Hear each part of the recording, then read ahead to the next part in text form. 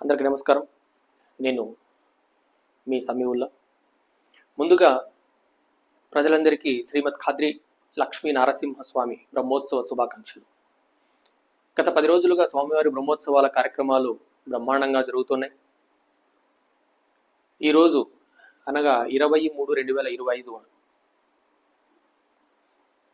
తేరు ఉత్సవం జరుగుతూ ఉంది. ఈ తేరు ఉత్సవంలో పాల్గొనడానికి మన కదిరి చుట్టుపక్కల ప్రాంతాల నుంచి ప్రజలు తండోపతండాలుగా నిన్నటి రాత్రి నుంచి కూడా కదిరి పట్టణానికి చేరుకోవడం జరుగుతూ ఉంది.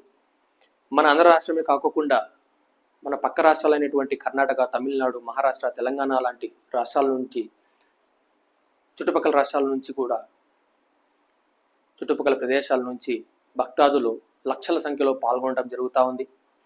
సంబరాలు అంబరాన్ని అంటుతున్నాయి. కదిరి పట్టణం ఈరోజు చూడడానికి చాలా కనువిందుగా ఉంది, జనసంద్రంతో నిండిపోయి ఉంది.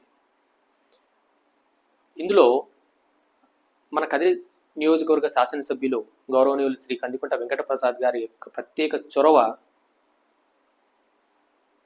చాలా ఆనందకరం.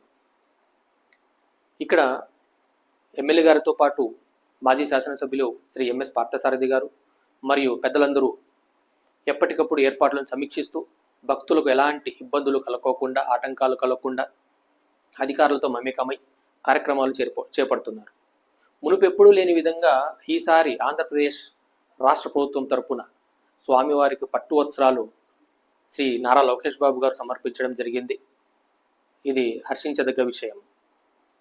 ఇక్కడ పరమత సహనానికి ప్రతీకగా బ్రహ్మోత్సవాలకు విచ్చేసినటువంటి భక్తాదులకు కదిరి పట్టణం నలుమూలల ఎటు చూసిన హిందూ, ముస్లిం, క్రిస్టియన్ సోదరులు అందరూ కలిసి టిఫిన్లు, భోజనం, మజ్జిగ, త్రాగునీరు, చల్లని పానీయాలు పంచుతూ ఎవ్వరికి ఎలాంటి ఇబ్బందులు కలగకుండా చూసుకుంటున్నారు.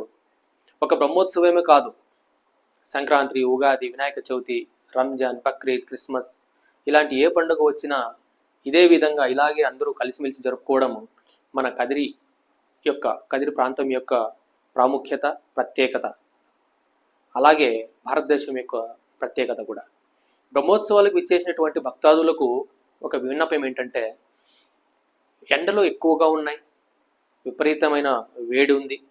కాబట్టి చిన్నపిల్లలు, పెద్దవాళ్ళు జాగ్రత్తగా ఉంటూ నీళ్లు, మజ్జిగ లాంటి పానీయాలు ఎక్కువగా తీసుకుంటూ ఎండ బారిన పడుకోకుండా జాగ్రత్త పడుతూ స్వామివారిని దర్శించుకొని మీ గమ్యక్షేత్రాలకు క్షేమంగా చేరుకోవాల్సిందిగా మనవి.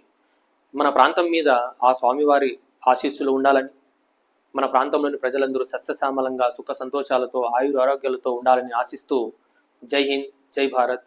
ధన్యవాదాలు.